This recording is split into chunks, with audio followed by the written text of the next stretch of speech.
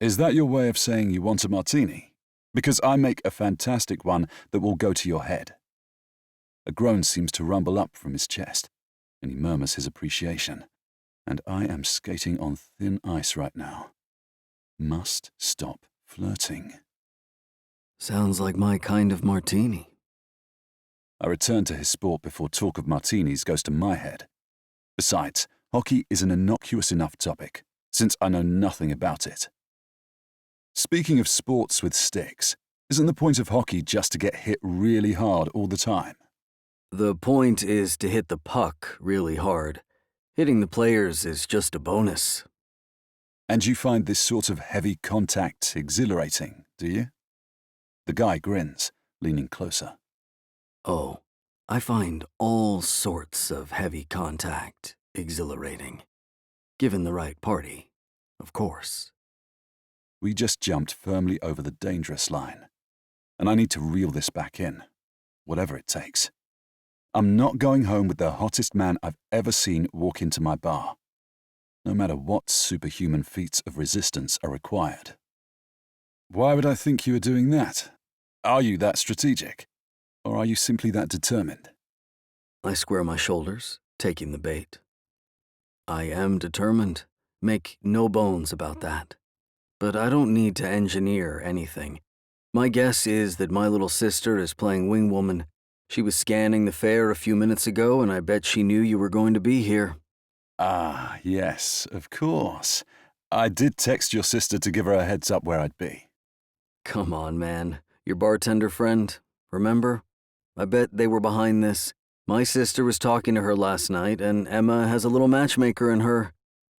Dean laughs, a sexy sound that turns me on, then undoes me when he leans a little closer, lowering that deep voice. Blaming your sister? Seems like a strange excuse when you could just admit you were dying for another opportunity to run into me. Pretty sure that's obvious, but I'm happy to spell it out if you'd like. He pats the back of his jeans, his grin going crooked. Need a pen? Sure. Paper too? Or do you just want me to give you my hotel key card right now? So that'd be a yes for both strategic and determined. Got that right. Incidentally, yes is my favorite word. I stare at our reflection, at the way he's touching me, even when he needs to get out of here. Don't you need to get dressed and meet your sister? I do, but you taste so good. Fitz slides his lips farther down my neck. I also happen to have a fantastic sense of timing. I know exactly how long it takes to get down the ice. By my count, I've got 120 seconds to leave you wanting more of me before I have to go.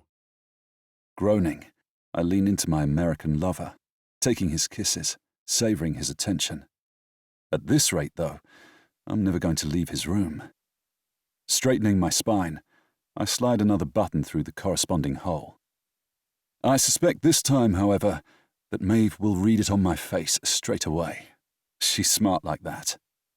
He laughs as he draws his lips along my skin, rubbing his scruff against me. Or are you that transparent, Dean? I arch a brow in the mirror as I finish the last button. What do you think? His eyes travel up and down my frame in that hungry way he has of looking at me. I have a feeling she'll be quite good at it. And I heat up again, the flames licking inside me as he cracks open the conversation I want to have. Does that mean you're giving me another yes? Your favorite word, Fitz. I wonder if that's the one I'll be saying to you today. He says, and this man is so damn sexy with the way he talks, the way he teases me. I lean back in my chair, stretching out my arm across the edge of Dean's chair, toying with him like he's toying with me. I wonder too. Or maybe you still plan to resist me. He never looks away, just keeps those dark eyes locked on mine. As I told you, I have a rule about sleeping with customers. Ah, but I'm not one of your customers anymore.